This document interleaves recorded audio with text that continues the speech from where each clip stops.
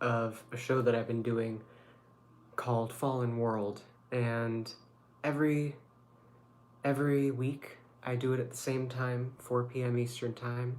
Last week I didn't, but that was just a one-time thing because I had an appointment. And today the topic is death. So every week is going to be a different topic, and I don't really have it mapped out. I just kind of pick a topic as I pick a topic. But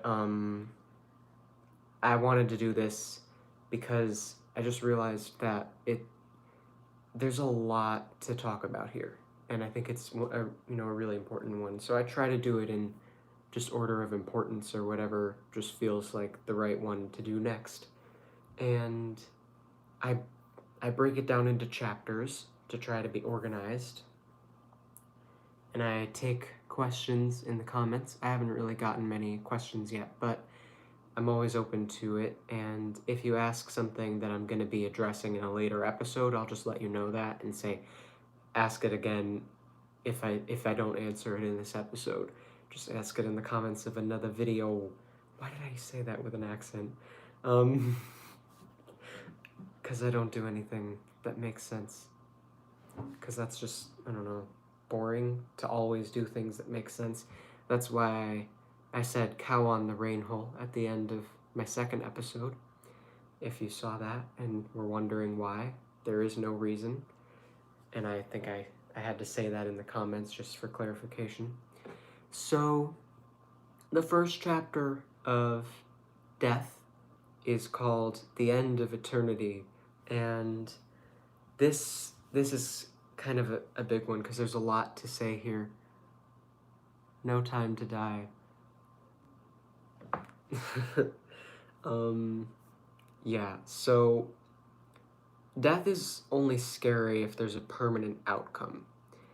And what that means is basically if you if you feel like you're gonna die, or you feel that you're gonna die, and then afterwards there's going to be something that lasts forever. Either you stop existing when you die, or you go to heaven, or you go to hell, or some other situation, but wherever you go, that's where you are for the rest of eternity. You don't think that there's more, that there's a continuation, that you just keep going on and on. You think that you die and then you end up somewhere, or you stop existing. And that is what makes it something that we're afraid of, because it's not natural to for something to just end and then be over.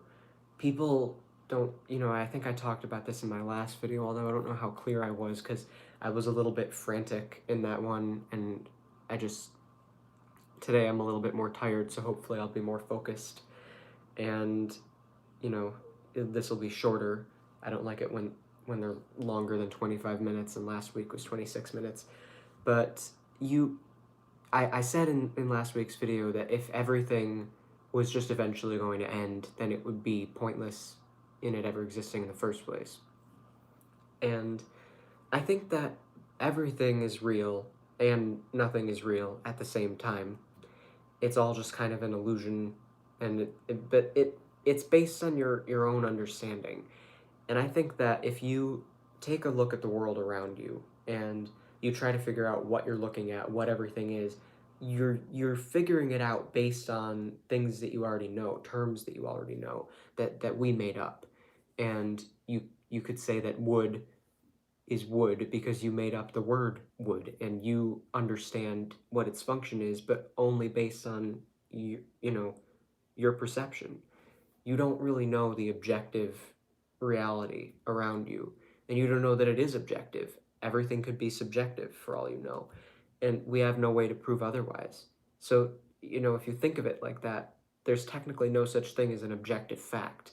Everything comes from a place of your own personal perception, and then it's just, you use logic to figure out what makes the most sense. But I think the truth is when you hear something and it just resonates, and you just hear it and you're like, yeah, I feel that just rings true. I can't argue that. There's something about that feels right. Like I feel more at one with the world around me when I hear that, just less afraid. And when you feel like that, you have to learn to pay attention to that feeling. We're very good at lying to ourselves out of fear, and we tend to get these feelings and ignore them or tell ourselves that I don't know. We find ways to make stuff up, but I think that when something is just true, you should just feel it because you already know what you know what's going on, and you just sort of forget to remember. But anyway, I think that if you think you're gonna eventually just stop existing, or that when you die, that's you're gonna go to heaven or hell, and then that's the end. There's nothing after that. That's just it. And it, that's really limiting to think that way, and it doesn't make any sense. I don't think it's accurate at all.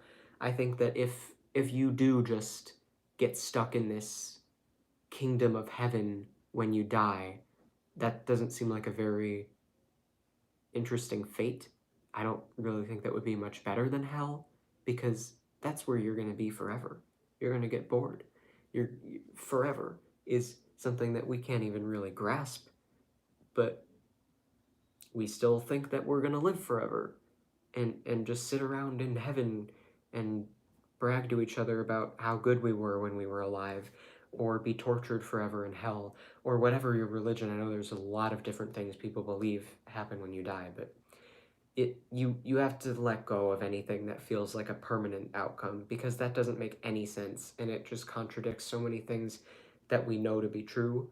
And if you have questions on that, I'll answer those in the comments. But I don't know if I can really elaborate further without knowing what I would need to elaborate on. So just ask me if you need clarity if something doesn't make sense. But the last thing I have written for this chapter is that religion only limits us from being fully open to receiving the truth. And I kind of already talked about receiving the truth, but I think if you are a person on this earth, you're either open to exploring and seeing the world around you for what it is and acknowledging how much you don't know so that you can receive everything you don't know, and then you'll know it. And if you think that you already know answers, you're just preventing yourself from getting the answers. You're creating a block of of arrogance, and you need to cling to that because I guess you're afraid of what would happen if you didn't. We don't understand how many things we do are actually rooted in fear, but if you break everything down to coming from a place of love or fear, you're going to find out that literally everything we do is either coming from one or the other. It's always possible to break every single decision you make down to those two things. And that's something I believe for a while, and I haven't seen anything to contradict it yet because it's just true. So I'm going to move on to the second chapter. This one is called Murder and Suicide, and I think that it's an important topic to address because I don't think people really talk about murder or suicide a lot, and suicide even less than murder, just because it's kind of inherently dark, and people prefer to focus on things that are lighter, but there are dark things in the world.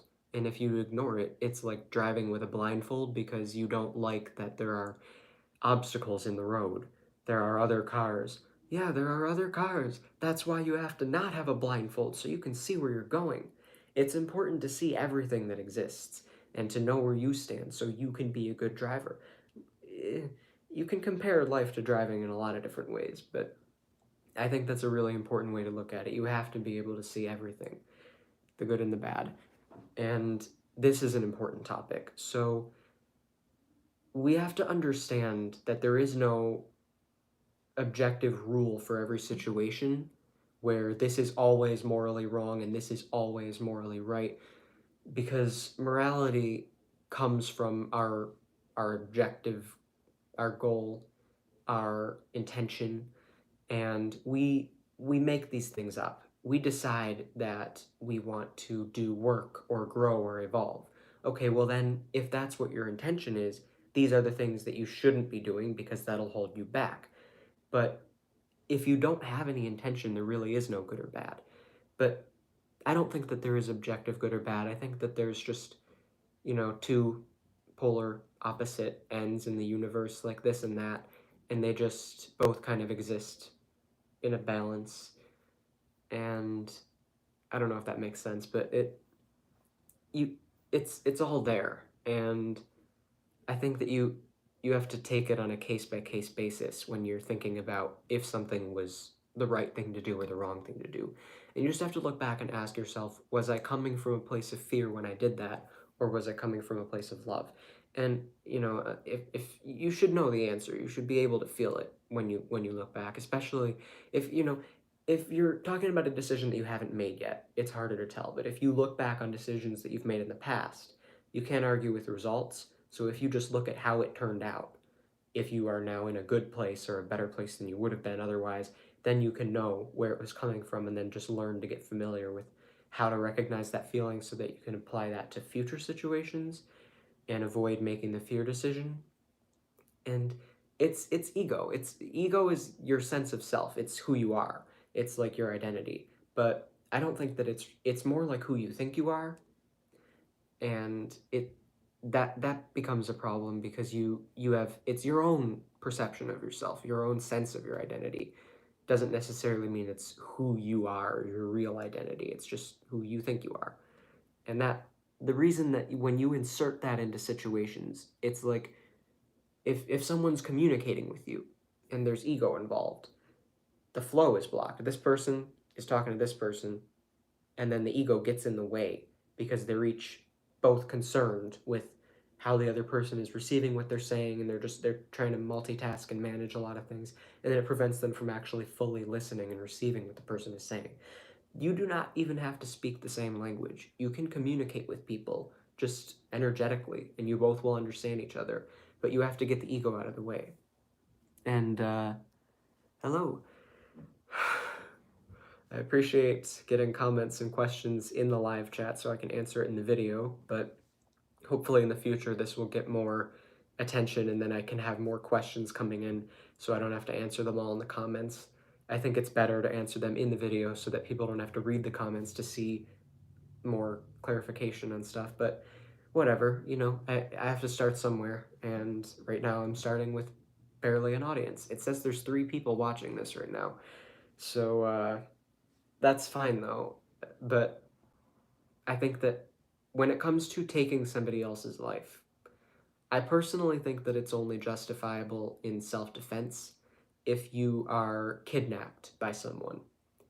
This is a situation too where lying is necessary. You can lie to your kidnapper and trick them into giving you the opportunity to hit them over the head and run away. But do you run away and leave them there? No, you're supposed to finish them and then run away, because if you leave them there, they can come back and then cause future problems for you. You need to be focused on killing the person who just kidnapped you and tried to torture you, and then you get out. Then you know you're not going to be chased or followed, and you know that it's not going to cause future problems of are the police going to catch this person or whatever. Just that's a situation where you should kill somebody. But these situations are not common, and people find ways to justify murder in a lot of situations where they sort of go out of their way to seek somebody's death. And I don't think that's okay. I think that there are certain situations where you can do that completely from a place of love, but for the most part, if you're deciding that you need to take somebody else's life, it's coming from ego because you feel like you are it's this moral superiority that you feel like this person does not deserve a chance to continue to learn and grow. That's that nobody ever loses that opportunity. If you are alive, you have the ability to choose a growth mindset, to choose expansion and open-mindedness and just be here, be part of the world instead of all wrapped up in yourself and fear and clenched. I had a chapter called Clenched Climbing in my last episode. If you want to watch that, you can skip to it because I have them broken down into chapters. You can just pick the chapter and watch that. But people need to understand that that's not like, oh, thank you. Somebody said I'm speechless. You got a new subscriber. I appreciate that.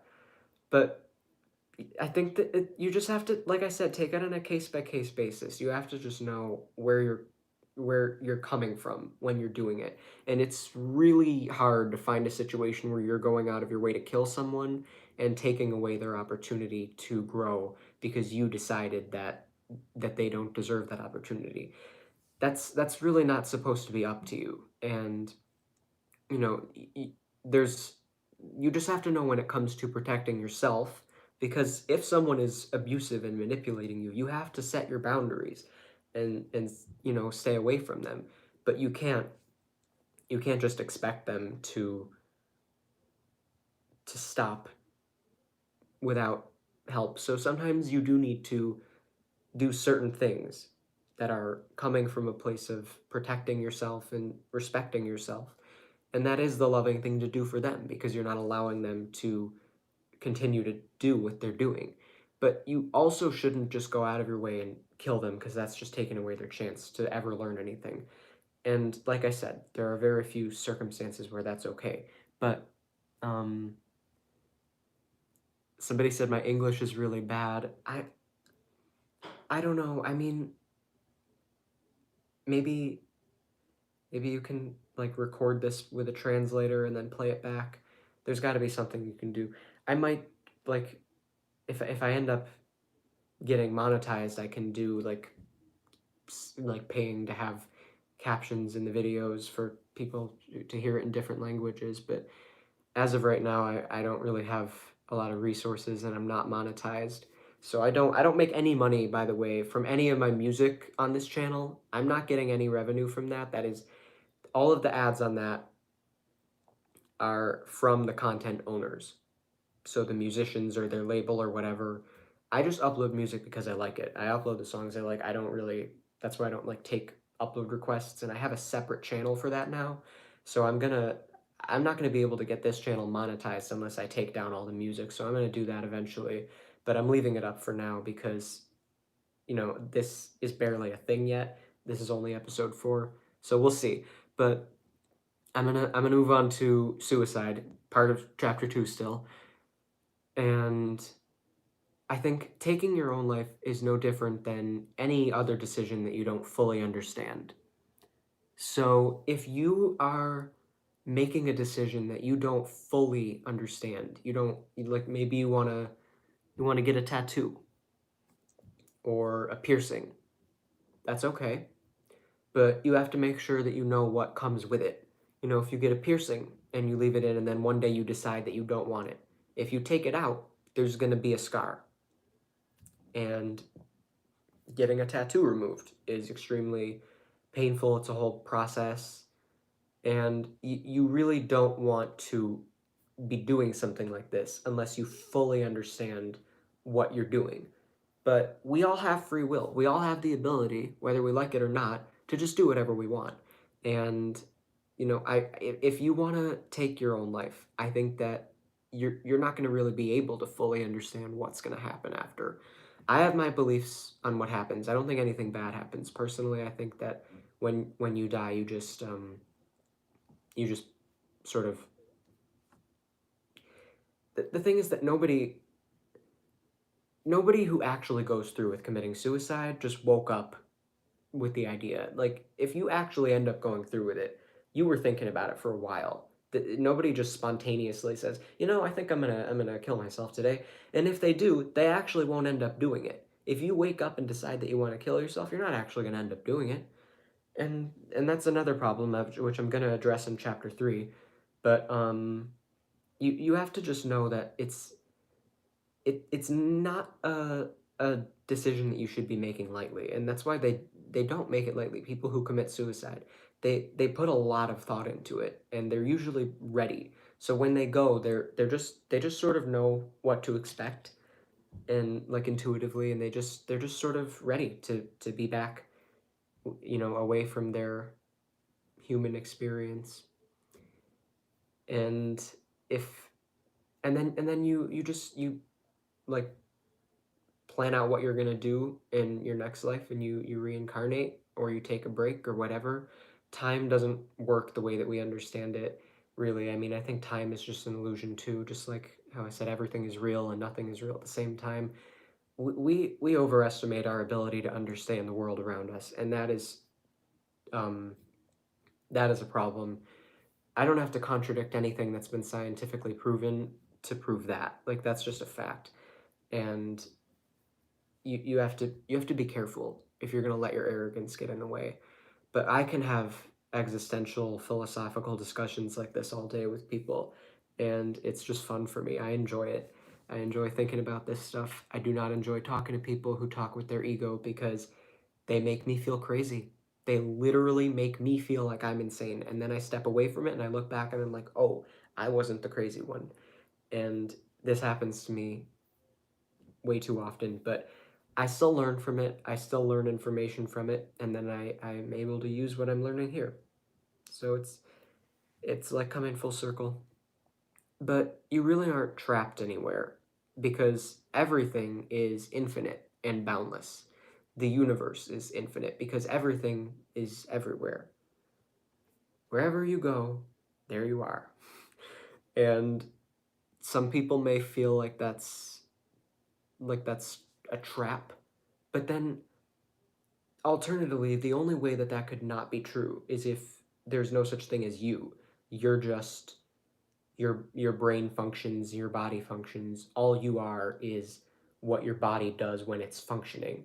And then when the personality and the brain and the body stop functioning and you become technically dead, then there's no more you because you were never there in the first place. You were just your body.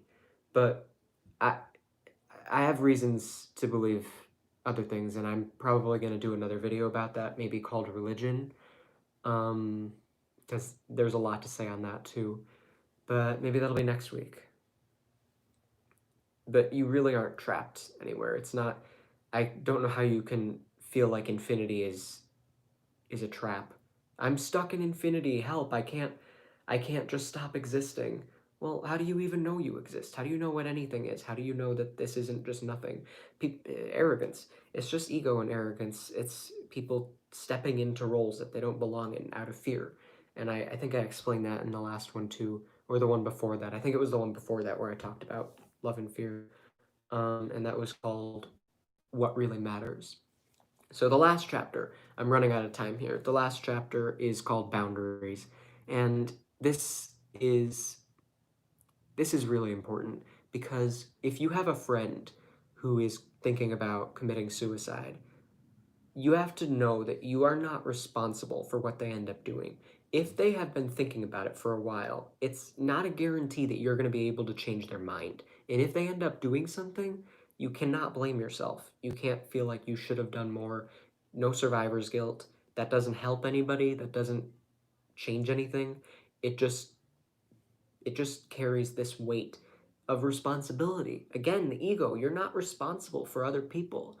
And if anybody tries to guilt you into feeling responsible, this is a big problem, and I see this happen a lot where people will say things to you, people will give you a gift, and then they'll give it to you because now you owe them something. And if they'll hold it over your head if they ever want something from you, well, I gave you this. Okay, well, I didn't ask you for that. Like you have to just know to stand your ground. If somebody gives you a gift and they're gonna eventually use it to get you to do something for them someday, that is not a gift, that is a manipulation.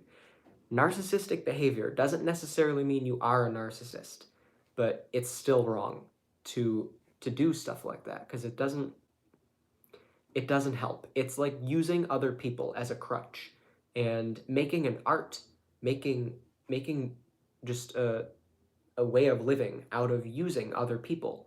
And you end up putting more energy into that than you would have if you just, learned to not depend on other people to do your work for you.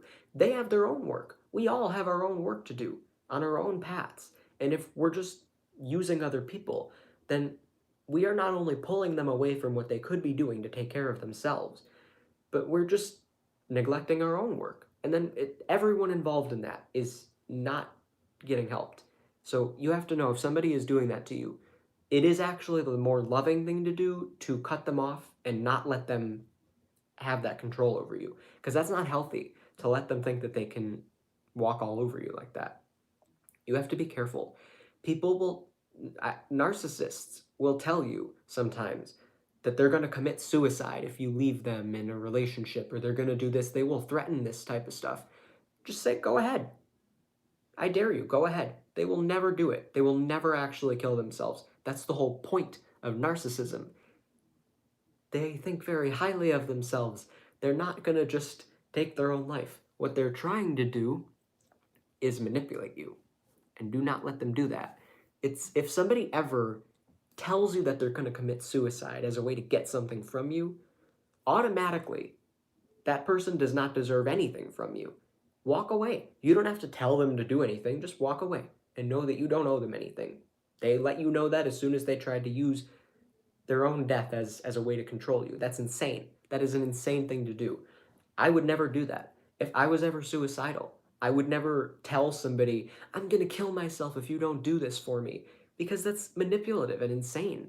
And you have to know that you are not responsible for other people.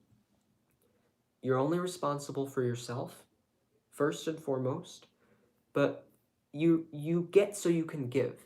You earn so that you can give back. And it's not really about giving back, it's just about, you know, this is just kind of what you would do anyway. If you spend your whole life working to get everything you ever wanted, well, then what? It's kind of like what I talked about at the beginning, getting to heaven, and then what? Now you're just there forever? You're stuck there for eternity? No, when you get where you want to be, then what do you think about? You have to think what comes next, because there's always something next. You're never just going to be totally done. You have goals, but then once that's done, there's something else. There's always something else. You just keep going. There's always going to be more, because like I said, everything is infinite and boundless. And if you understand that, um, this is a little bit longer than I wanted it to be, but it's fine because I'm happy with how it went so far. I'm happy with everything I've said. You have to understand that if if you get everything that you want, you're gonna feel like there's nothing else to do but to just give it back, to say, okay, now how can I help others? I took care of myself. I'm satisfied. I did everything I needed for myself. Now how can I give back? How can I help other people? And if you don't feel like that, then you still don't feel fulfilled. You feel like there is something else that you want to get.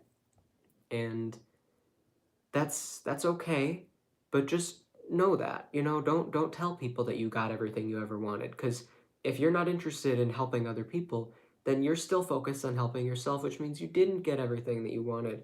So there's really no way to argue that. And that's that's why it's important to know that you have to focus on taking care of yourself first so that you can give back. If you just spend all your time like working at homeless shelters and donating your time to stuff, it, like, then what do you have? If you give away all of your money and then you have nothing else to give, you have to be smarter with planning ahead of what will actually be the best for the collective, for the greater good. And somebody just wrote a comment. I didn't see what it said. I'm not going to be able to see that. I'll look at it, and I'll answer it tomorrow when this processes and I get to see the live chat replay. But you just, I got a lot of Brazilian people here. Okay, so yeah, I'm gonna wrap this up. So basically, you just have to know that it's okay to take care of yourself, and you shouldn't let people guilt you into feeling responsible for their life. Excuse me. It happens. I'm human. That's the face I was making in the thumbnail. I figured it fit with the topic of death. Okay, so yeah, if you have any questions, I'll answer them in the comments. I have to go for obvious reasons. My grandpa just got back from a walk. So yeah, thank you for watching.